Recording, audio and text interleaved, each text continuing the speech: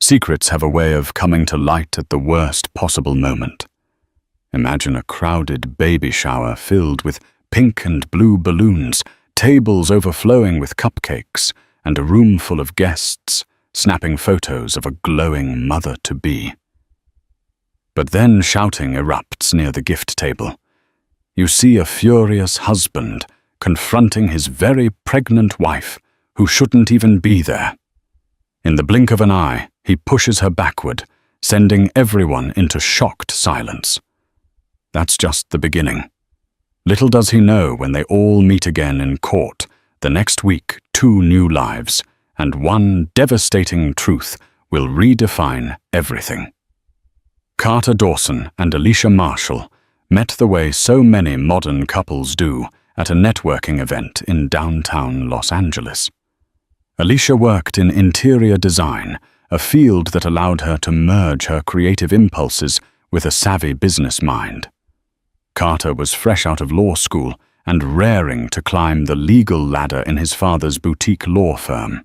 They were both young, optimistic, and so certain that love would conquer all. When they first locked eyes over a tray of hors d'oeuvres, conversation flowed effortlessly. Alicia felt a spark of excitement that she hadn't felt in a long time. Carter, with his quick wit and confident posture, seemed to fill a void she didn't even know she had. The two began dating, and within 6 months, they were practically inseparable.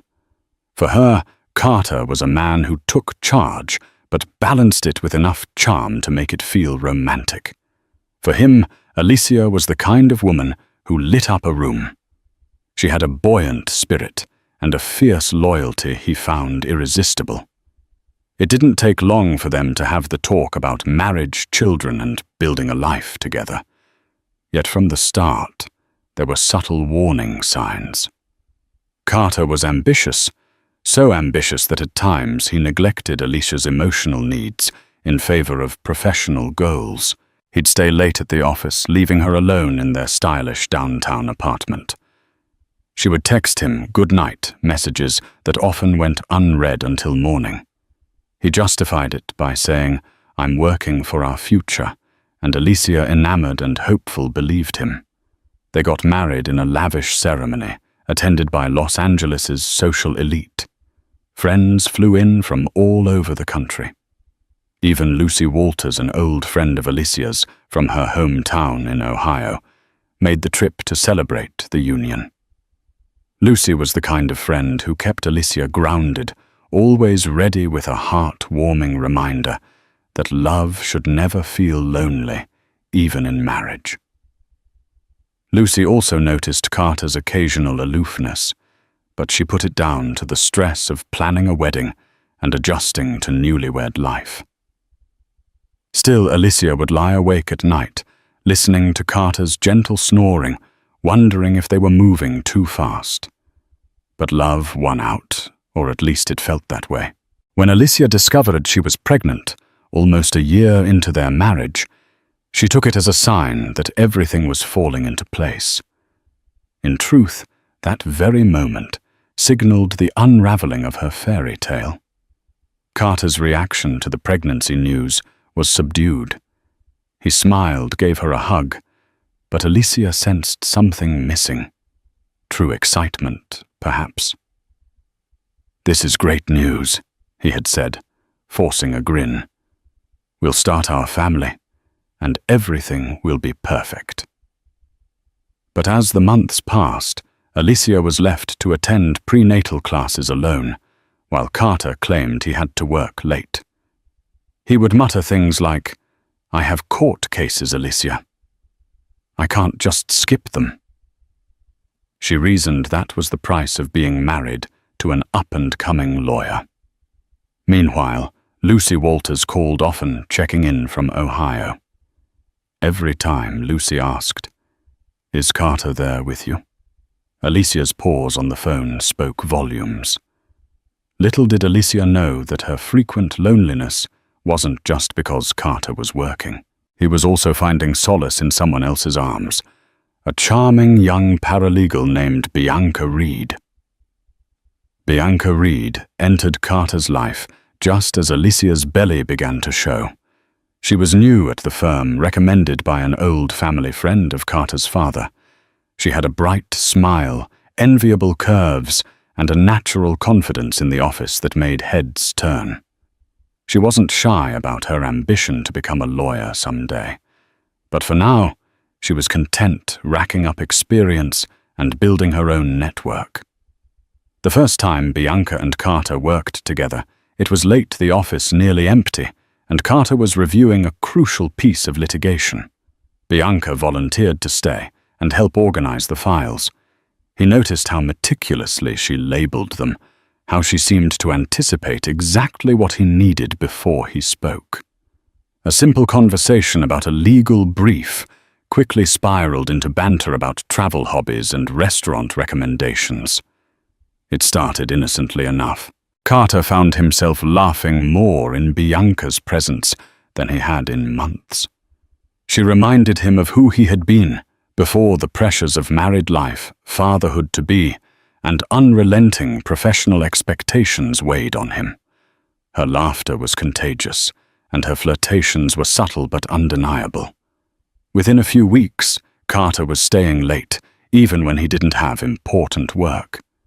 He and Bianca would share takeout meals in the break room. They'd confide in each other about family histories, petty insecurities, and workplace dramas. When Alicia texted him, "Are you on your way home?" Carter often left the messages unanswered. He told himself it was harmless, just a little escapism. But deep down, he knew he was crossing lines. Bianca was aware of Carter's marriage, but she found herself drawn to his power, his poise, and the unspoken vulnerability he let slip when he thought no one was looking. She was younger, definitely more carefree, and her optimism about the future was something Carter craved. So their friendship leapt toward intimacy. Nights at the office turned into private dinners in discreet corners of the city, which turned into stolen weekends under the pretense of business trips. Friends at the law firm whispered about the suspicious closeness between Carter and Bianca. "He's a married man," said one junior associate. He should be ashamed. But nobody dared confront the boss's son. Rumors, however, have a way of circling back, and eventually Alicia heard faint murmurs from Lucy, who heard it through a friend living in LA. Alicia confronted Carter several times, but each time he brushed it off. "Bianca's just a co-worker, Alicia. I'm busy. Don't let your hormones get the best of you." With every denial, Alicia's unease grew. She was pregnant, feeling emotionally fragile, and Carter was slipping further away, increasingly living in Bianca's orbit. Alicia tried her best to focus on her pregnancy doctor's appointments, vitamins, reading, parenting books. Yet she couldn't shake a looming dread that her marriage was in jeopardy. She was right. Alicia's growing suspicion fueled her determination to find proof. One afternoon, while Carter was in the shower, she took a deep breath and opened his phone. They had always respected each other's privacy. Alicia believed trust was paramount in any marriage, but desperation drove her to break this rule. His passcode was his birthday, a sign of how complacent he'd become about hiding secrets. She scrolled through his messages and found exactly what she feared. Text after text between Carter and Bianca told the story of an affair with unguarded explicitness. "I can't stop thinking about last night," Bianca wrote.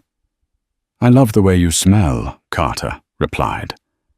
Alicia's hands trembled as she read messages, scheduling romantic dinners and booking hotel rooms.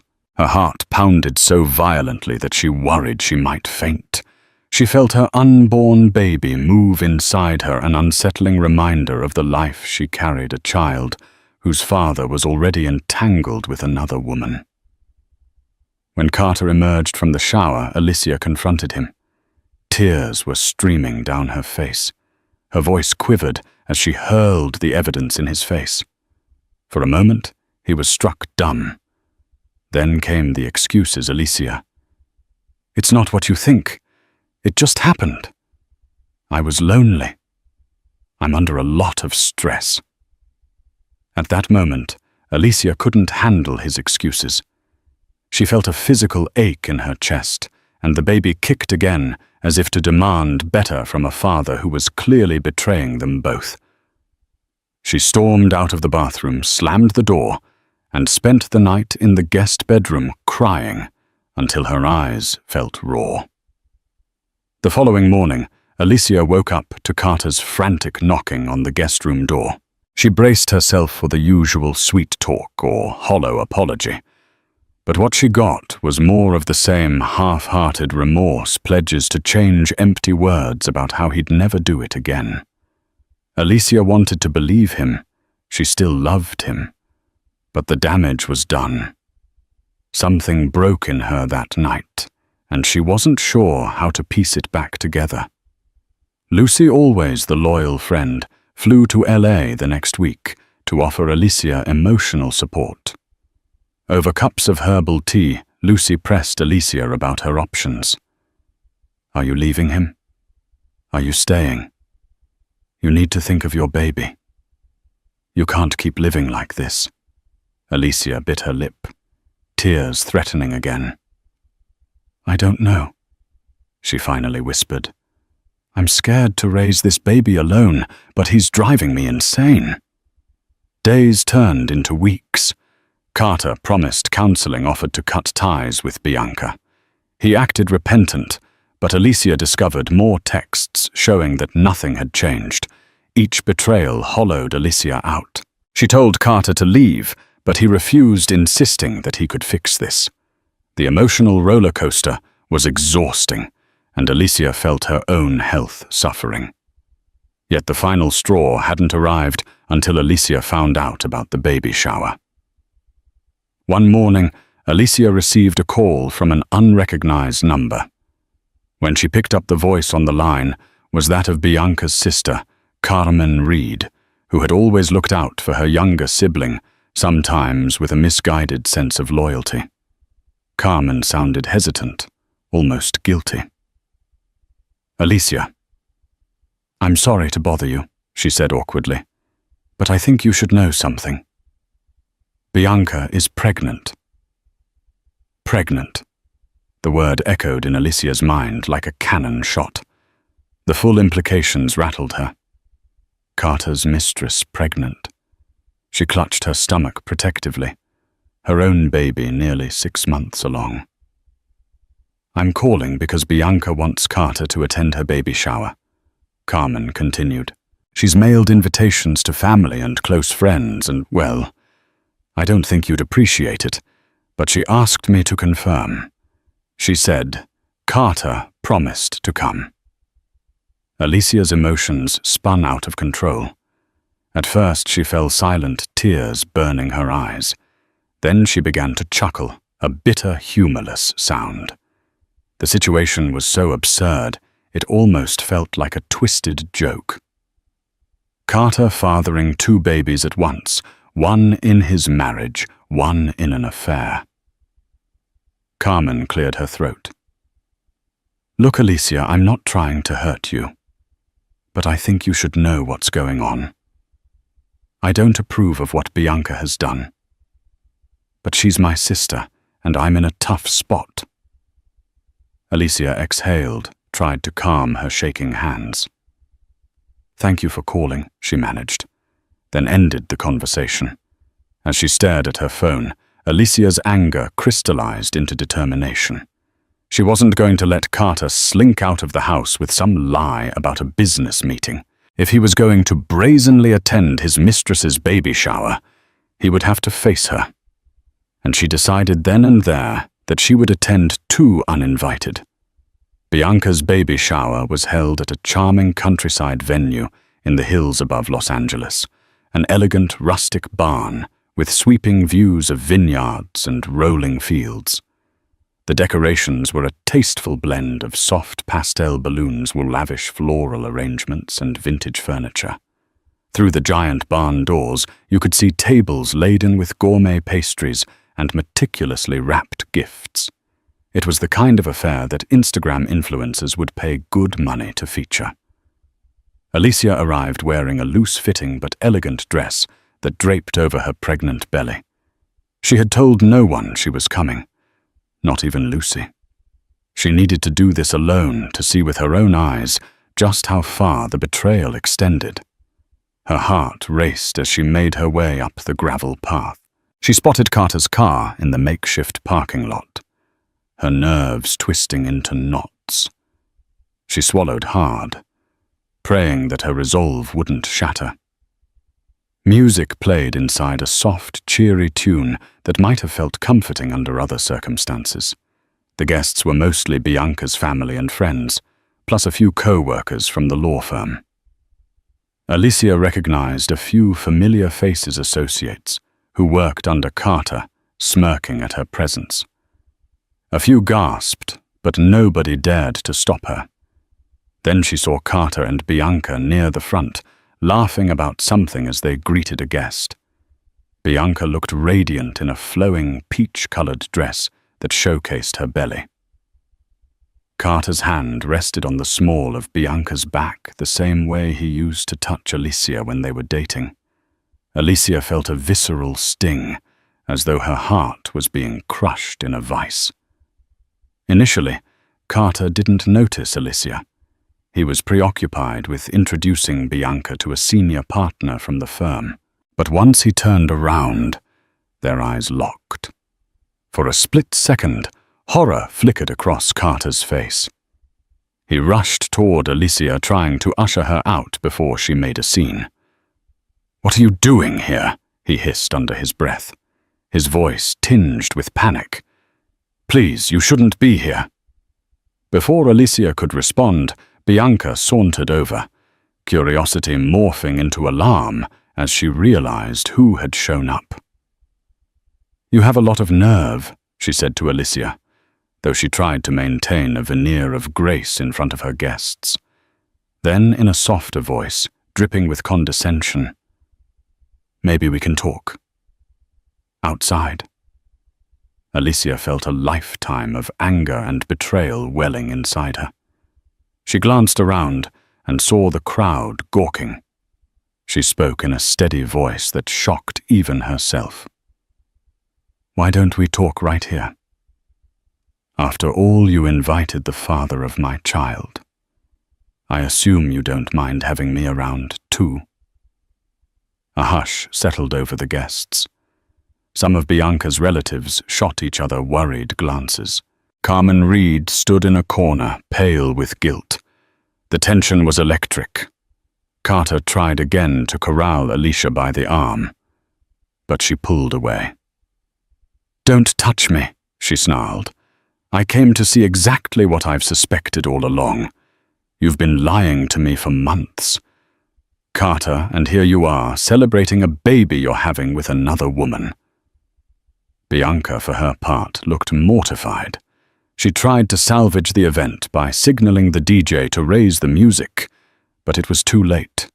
The hush among the guests had turned into a collective recoil nobody wanted to step in. It was a train wreck in slow motion. Finally, Carter's temper snapped. "You're making a scene," he shouted, voice echoing across the barn. He reached for Alicia's arm again, more forcefully this time, as if to drag her outside and end this spectacle. Alicia's body tensed, and she tried to free herself. "Let go of me." Then, in a moment that would replay in Alicia's nightmares for weeks to come, Carter shoved her.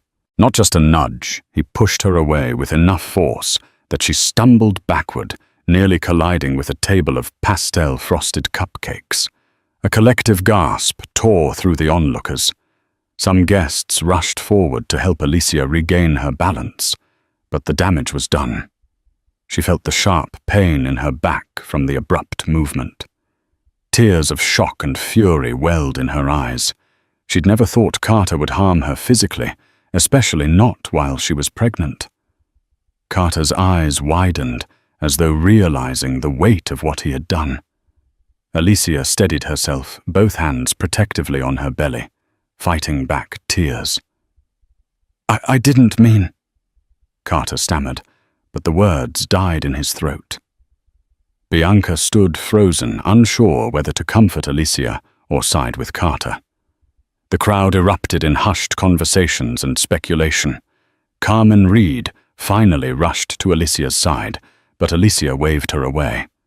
She felt humiliated, furious, and heartbreakingly alone. "Stay away from me," Alicia managed, her voice trembling. Then she turned and stormed out of the barn, leaving stunned guests and a wave of uneasy murmurs behind her. She didn't look back. She couldn't bear to face the man who had just shattered her last shred of trust. Word of the scandal at the baby shower spread quickly. A few of Bianca's friends, outraged by what they witnessed, posted cryptic messages on social media. Some men have zero shame. Pregnancy. Drama. Unbelievable. Within hours, Lucy Walters in Ohio found out what happened and called Alicia in tears, begging her to press charges or at least file a restraining order. Alicia refused to answer calls from everyone, at first overwhelmed by the magnitude of the betrayal. But eventually, Alicia confided in Lucy, describing the humiliating moment when Carter shoved her. "I'm fine, physically," she said, her voice cracking. "The baby's fine. I went to the doctor just to be sure." Lucy breathed a sigh of relief, but remained livid at Carter's behavior. "You deserve better," Lucy kept repeating. "He's not the man you married." Meanwhile, Carter tried to do damage control. He texted Alicia incessantly. "Alicia, I'm so sorry. Please let me explain. I lost my temper. You know I'd never hurt you or the baby. Please don't leave me, we can work this out." Alicia refused to respond. She felt numb, empty, and unable to process that the man she once adored could harm her. She spent her days curled up on the sofa, replaying the moment in her mind. She scheduled sessions with a therapist to untangle her conflicting emotions: anger, sadness, fear. Carter's parents got wind of the altercation too.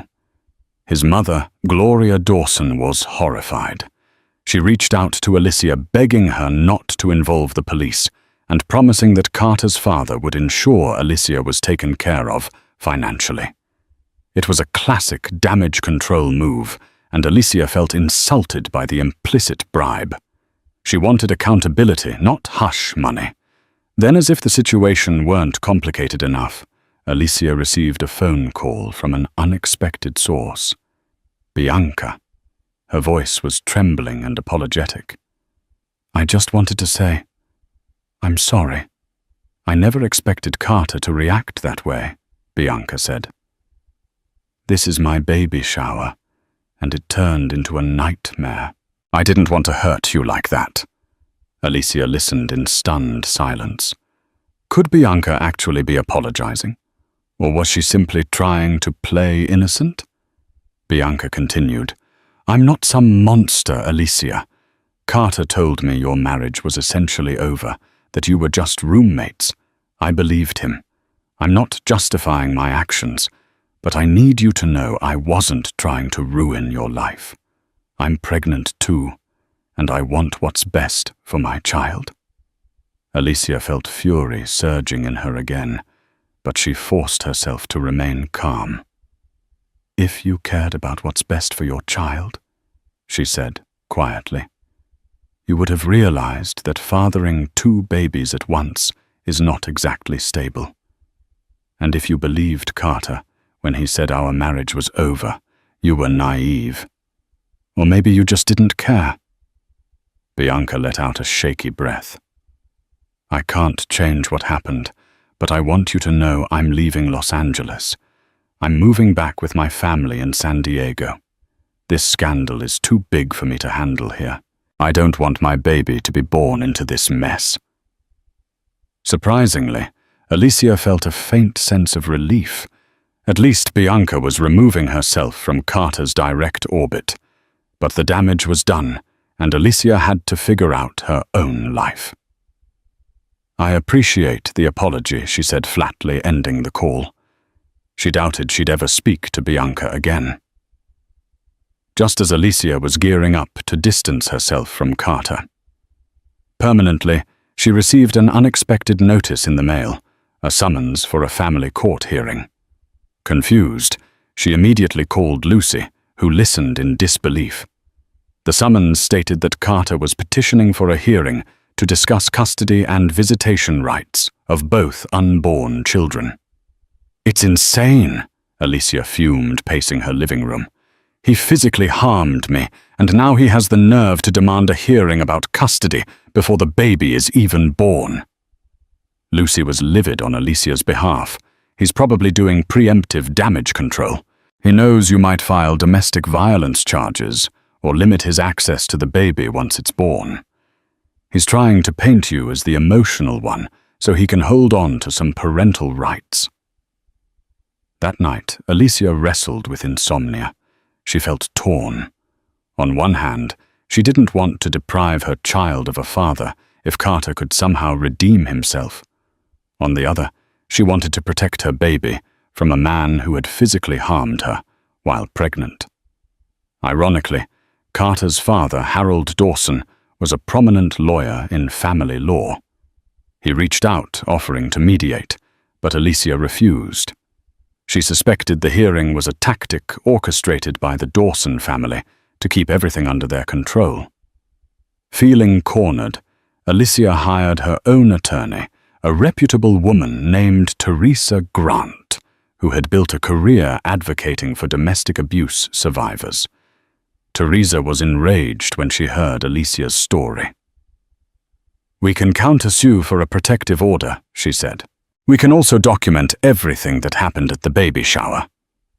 Alicia was hesitant. "I don't want an ugly court battle," she said softly, hand on her belly. "I just want to live in peace." Teresa placed a gentle hand on Alicia's shoulder. "Sometimes the only way to get peace is to fight for it." So Alicia steeled herself for the legal confrontation looming. The hearing was set for the following week, a date that made Alicia's heart pound every time she thought about it. She knew she'd have to see Carter in court, face the paternal claims he was making, and relive the trauma of the baby shower scene. She wasn't sure she had the emotional stamina, but Lucy encouraged her. "You can do this," Lucy said. "You have to do this for you and your baby." What Alicia didn't know was that fate was about to add an even bigger twist to the drama, two tiny new arrivals who would upend the entire narrative in a way no one could have predicted. In the days leading up to the court hearing, Alicia tried to keep her stress levels down for the baby's sake. She practiced mindfulness exercises, took gentle walks, and tried to eat nutrient-rich foods. The tension, however, was inescapable.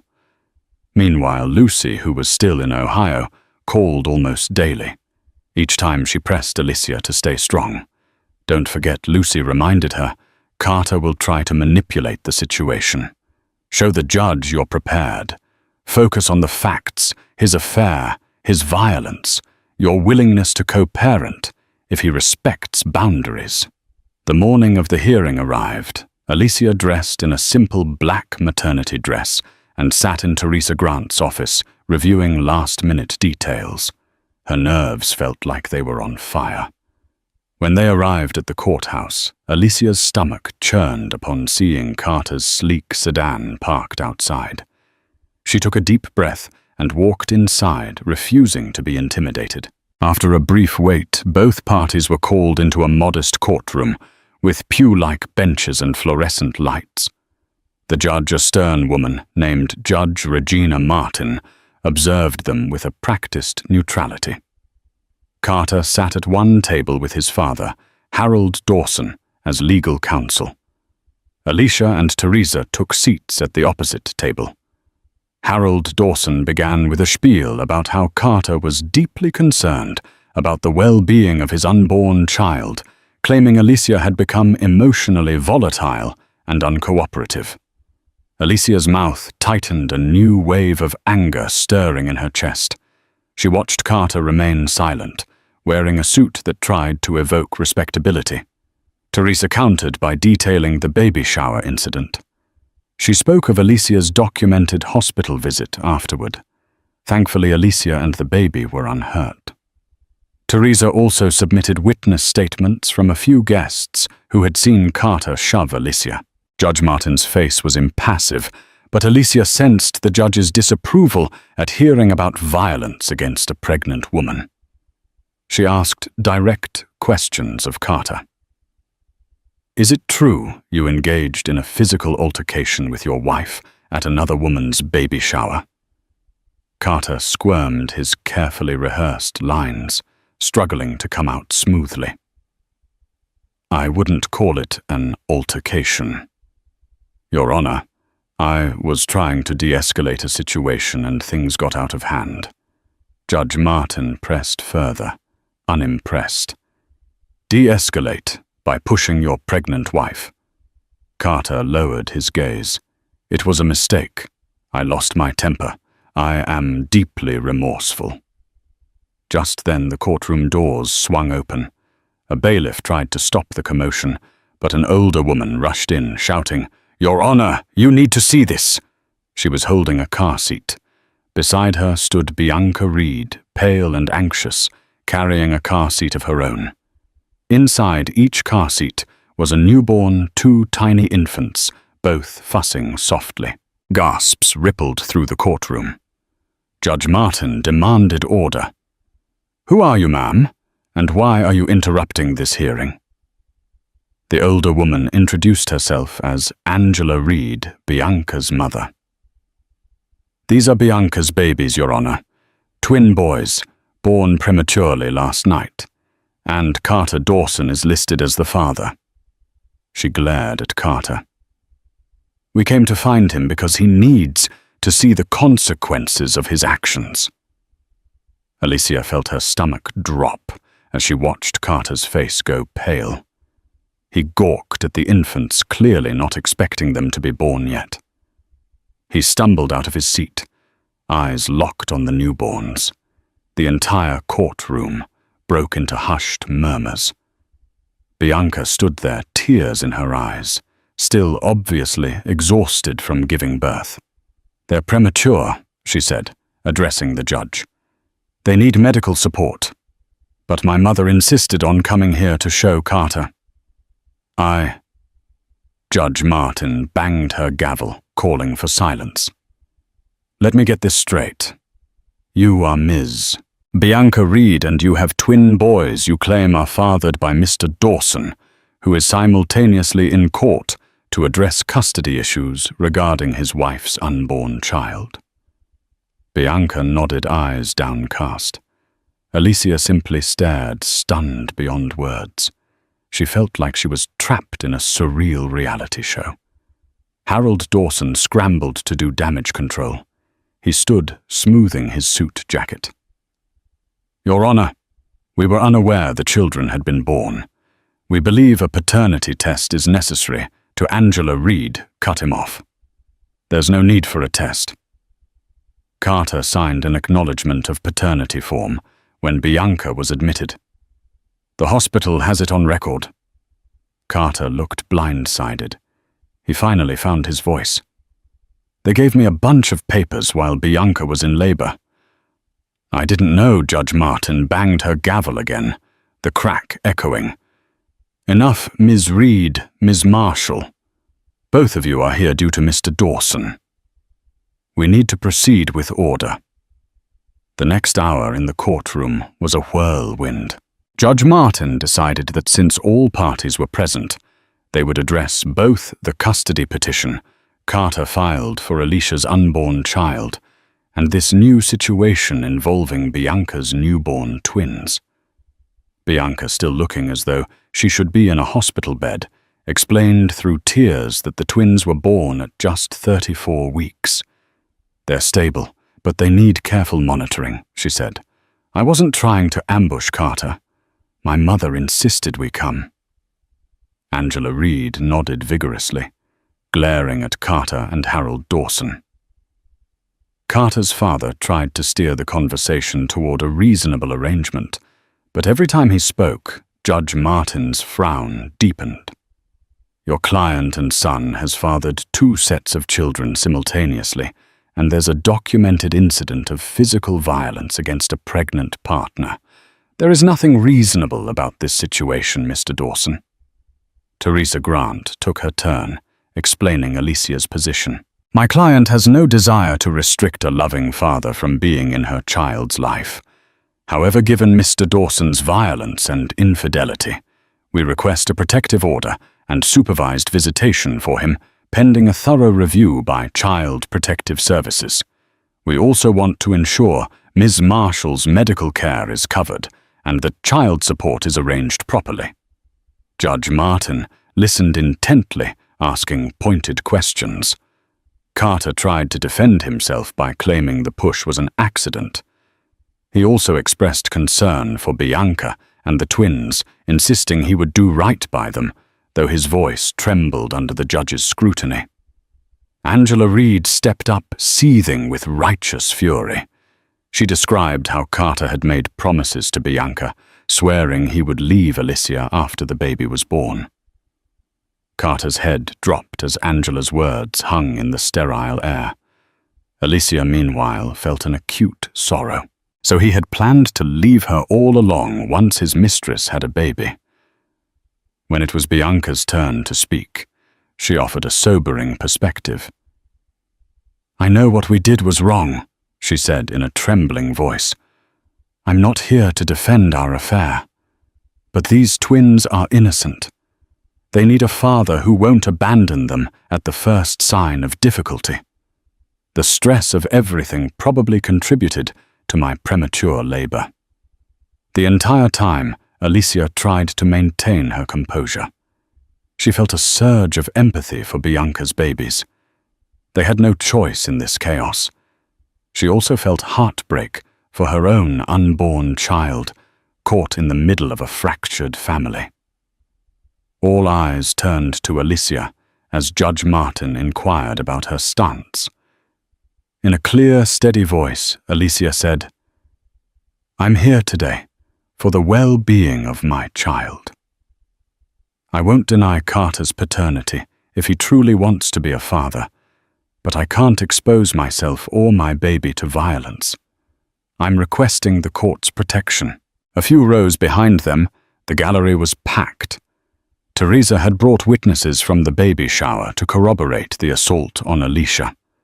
Their testimonies left no doubt that Carter had indeed pushed her, whether intentionally or not. The last person to speak was Lucy Walters, who had flown in that morning.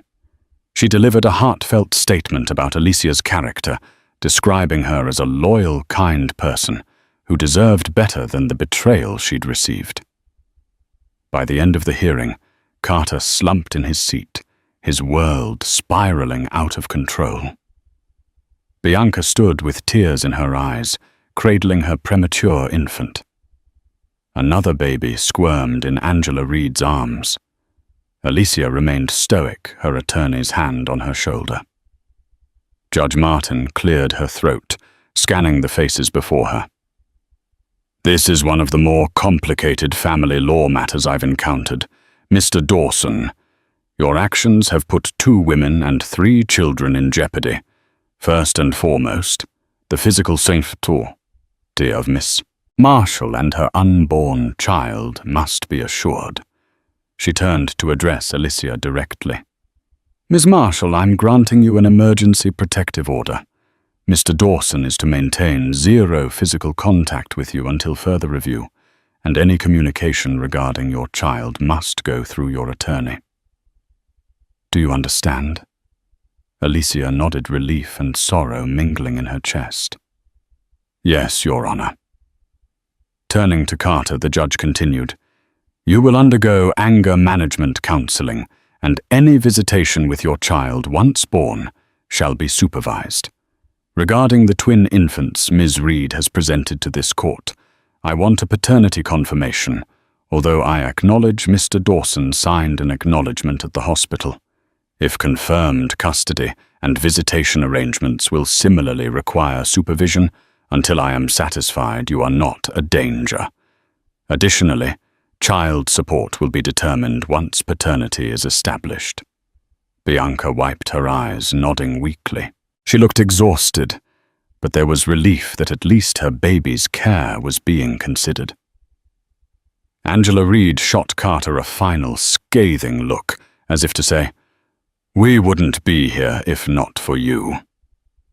Harold Dawson tried to protest the terms, but Judge Martin cut him off sternly. "Your client is fortunate he wasn't taken into custody for assault on a pregnant woman. The evidence is overwhelming. If you want to fight these rulings, we can schedule a further hearing, but as of now, this is the court's decision." A hushed silence settled on the room as Judge Martin concluded, "We will reconvene in 6 weeks for a follow-up hearing to assess compliance with these orders. Court is adjourned." She banged her gavel, and the tension in the room finally broke. Carter's father began whispering to him, but Carter looked too stunned to respond. Alicia exhaled slowly, feeling an unfamiliar blend of triumph and sadness. There were no real winners here. Just a man who had destroyed the trust of 2 women, fathered 3 children almost simultaneously, and ended up with the scrutiny of the law on him. But Alicia had stood up for herself, and she was determined to continue doing so. Bianca approached Alicia hesitantly, newborn in hand.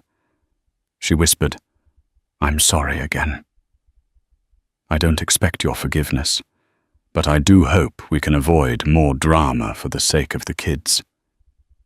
Alicia looked at the infant who was so small his tiny fist looked no bigger than a plum. She felt a pang in her chest, a maternal empathy for another mother in crisis. But she also remembered the betrayal, the lies. "I hope you and your babies stay safe," she said quietly, then walked away.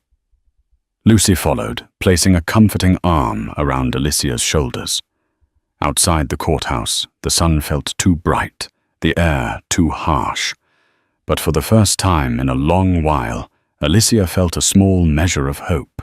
She had survived the baby shower assault, confronted Carter in court, and discovered the shocking truth of the twins.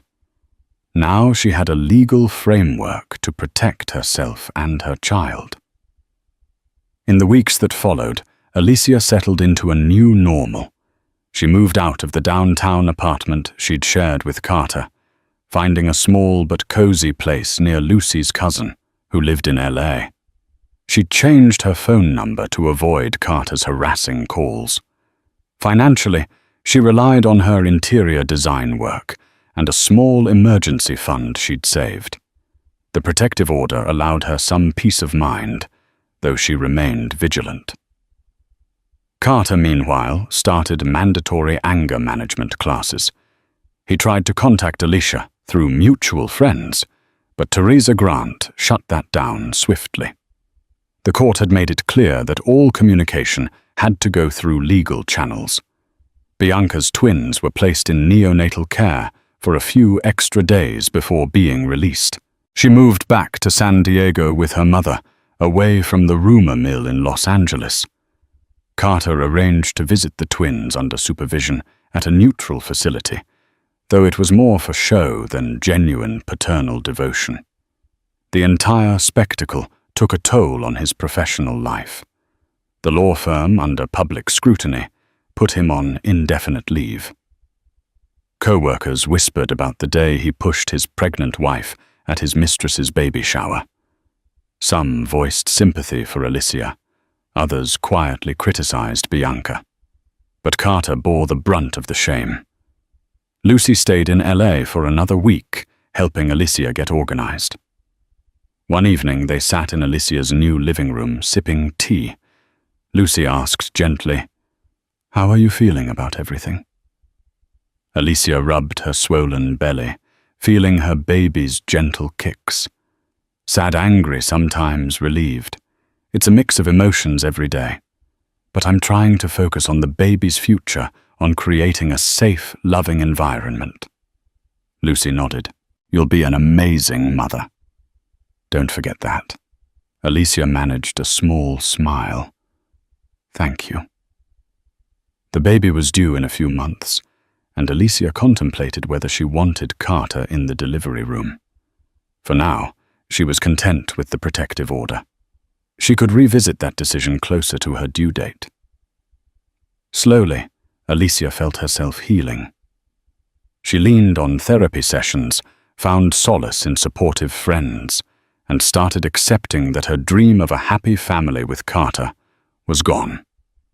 She began to envision a life where she was a single mother, raising a child in a stable home, free from constant betrayal and conflict. It wasn't the life she had planned, but it was one she could embrace with courage. 2 months later, Alicia had just returned from a prenatal checkup when she found Carter sitting in the lobby of her new building. Her heart lurched at the sight of him. He looked worn, dark circles under his eyes, hair unkempt. She instinctively placed a hand over her belly. She also recalled the protective order, which explicitly forbade him from coming near her residence. "What are you doing here?" she demanded, stepping back. A pang of fear flared in her chest. "You're violating the order." Carter rose slowly, his hands raised in a gesture of surrender. "I know. I'm sorry," he said, voice strained. "I just needed to see you, to apologize, to talk. I've been in therapy. I'm getting help for my anger." Alicia's pulse quickened. She glanced around, hoping a neighbor or building security might step in if this went badly. "You should have gone through Teresa. This isn't okay." He nodded, eyes downcast. "I know. I messed up. I'm leaving LA. I wanted to tell you in person." His gaze flicked to her belly. "I also wanted to see if you needed anything before I go. Money, baby supplies, anything." Alicia swallowed hard. She noticed a glint of sincerity in his eyes, different from before. "You haven't changed that fast, Carter. But if you're truly remorseful, you'd respect the court orders. You'd do the right thing financially and legally." He fiddled with the handle of his briefcase. "I'm going to stay with a cousin in San Francisco, do my therapy there, and figure out how to be a better father. I'm not asking for us to get back together. I just wanted you to know I'm sorry." Alicia felt tears prick her eyes. She believed he was in genuine pain, but she also remembered that remorse often comes too late. "If you want to be a good father, stay away until you're ready to be safe around me and the baby." She paused, her voice trembling. "And talk to my lawyer about child support." Carter lowered his head, nodded. "I will. Take care of yourself, Alicia." He walked out, shoulders slumped. Alicia felt a rush of mixed emotions. Relief, sadness, hope. She wasn't sure if Carter was truly on a path to redemption, or if this was another performance. Either way, she was resolute that her priority was her child's well-being. Weeks turned into months. Alicia inched closer to her due date, investing her energy into preparing a nursery. Her friend Lucy visited again, helping set up a crib and stock up on diapers. They hung soft yellow curtains by the window, letting in a warm glow. Each baby blanket folded neatly in the dresser reminded Alicia that despite the chaos, there was a precious new life coming soon. Meanwhile, Alicia's attorney confirmed that Carter had begun making monthly payments into an escrow account for child support. He occasionally sent updates on his therapy sessions through Harold Dawson, but Alicia tried to avoid emotional entanglements. She kept her boundaries firm. Bianca occasionally texted Alicia short updates about the twins' health. The babies were growing stronger, hitting milestones, and Alicia found herself somewhat relieved to know they were okay. There was no longer hostility in Bianca's messages, just two women who'd been hurt by the same man, forging a fragile sense of civility. One morning, Alicia woke up with contractions. She called Lucy, who arrived 20 minutes later, loaded Alicia into her car, and sped to the hospital. Despite the rush, Alicia felt an undercurrent of calm. She'd been waiting for this moment, a new life, a new direction, free from the shadows of betrayal. 12 hours later, Alicia gave birth to a healthy baby girl named Clara Rose Marshall. Holding Clara in her arms, Alicia wept tears of pure joy. A wave of protective love surged through her, overshadowing every heartbreak she'd endured. Lucy cut the umbilical cord, tears of pride shining in her eyes. Teresa visited the next day, bringing flowers and a stuffed bunny. "She's perfect," Teresa cooed, admiring the sleeping infant. Alicia smiled, gazing at her daughter with wonder. "Perfect," she whispered. The months after Clara's birth unfolded like a quiet dawn after a long, stormy night. Alicia nestled into the rhythm of single motherhood, finding solace in the small but extraordinary moments that filled her days. Sleepless nights were softened by Clara's warm breath against her skin, and the gentle curve of her daughter's first smile lit a flame in Alicia's soul that could never be extinguished. She paused her larger interior design contracts and focused on small freelance gigs that allowed her to work from home. With Lucy's help, before she returned to Ohio, Alicia had turned her small apartment into a haven, soft pastel tones, cushioned corners, and the faint scent of lavender lingering in the air. It wasn't the life she had once imagined, but it was a life she now embraced fully. Carter remained in San Francisco, honoring the boundaries outlined in the court's orders. He sent occasional letters, some apologetic, others reflective. Alicia read them sometimes aloud during therapy sessions, but rarely responded. The emotions they stirred were complicated. He had shattered her world, but he was still Clara's father. And Alicia had no intention of hiding that from her daughter, only shielding her from harm. After consulting with Teresa and her therapist, Alicia agreed that when Clara was older, and if Carter had shown consistency in his therapy and personal growth, a supervised visit could be considered. But Alicia made one thing clear: my daughter's safety and well-being come before anything else. Bianca, now living quietly in San Diego with her mother, and the twins resumed her paralegal studies online. She messaged Alicia a few times, brief updates, soft-toned and full of regret. The anger between them had ebbed, replaced by a cautious truce.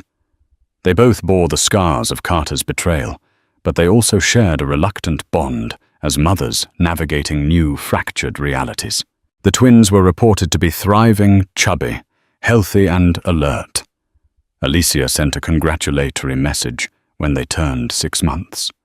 Bianca replied with a photo, two gummy smiles staring back at the camera.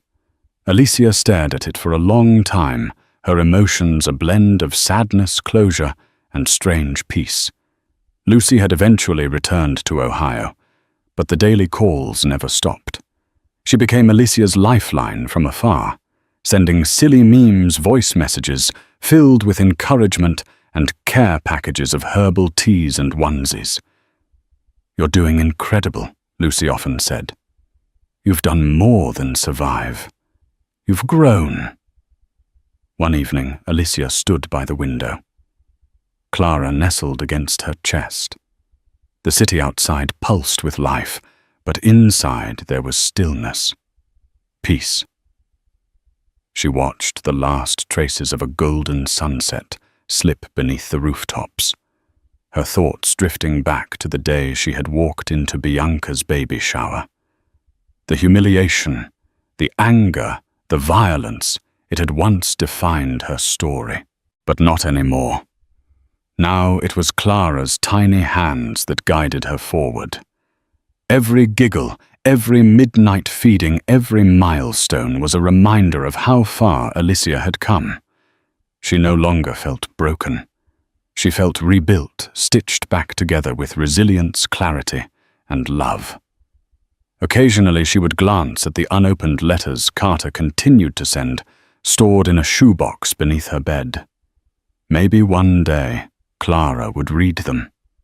Maybe one day there would be understanding. But not yet. As the weeks rolled into seasons, Alicia found joy in the unexpected, a new client who appreciated her minimalist touch. A book club formed by local mums. Clara's first word. Mama spoken with such unfiltered joy, it brought Alicia to her knees in tears. Her heart healed in slow, steady beats, soothed by every little proof that life could bloom from brokenness. On Clara's first birthday, Alicia hosted a small gathering in a sunlit park. Balloons, swaying gently in the breeze. Cupcakes in pastel shades after of new friends who had become family. Lucy flew in. Bianca sent a quiet birthday message. Carter did not attend. He wasn't ready, and Alicia didn't feel guilty about that anymore. She had learned something invaluable. Closure doesn't always come in the form of reconciliation. Sometimes it's choosing yourself, choosing peace, choosing to look ahead instead of behind. As Alicia laid Clara down that night, the baby's tiny fingers clutched her mother's shirt. Alicia kissed her forehead, whispering a vow only they would ever hear. You'll never have to wonder if you're loved. The scars of betrayal remained, yes, but they were no longer open wounds. They were part of the landscape of a life rebuilt with strength. And in the heart of that landscape, Alicia had carved out a new beginning. One full of promise and anchored by the most important truth she had ever known. She was enough. And Clara, her beautiful daughter, would grow up in a home filled not with drama or pain, but with unwavering, unconditional love. Sometimes life's harshest twists become the stepping stones to newfound strength. Alicia's journey reminds us that even the most devastating betrayal cannot extinguish the power of hope. She faced the humiliation of discovering her husband's double life, survived the horrifying moment he pushed her during a baby shower, and courageously stood up in court when her world was crumbling. Yet through it all, she held fast to her dreams of becoming a loving parent, and she turned those dreams into a reality. Clara was born into adversity, but surrounded by a mother's unwavering devotion. The court battled the broken trust, the complicated webs of relationships, all gave Alicia the clarity she needed to rebuild. And rebuild she did. If you found Alicia's journey inspiring, please like this video, share it with anyone who needs to hear a message of resilience, and subscribe for more powerful stories that prove hope can triumph over heartbreak.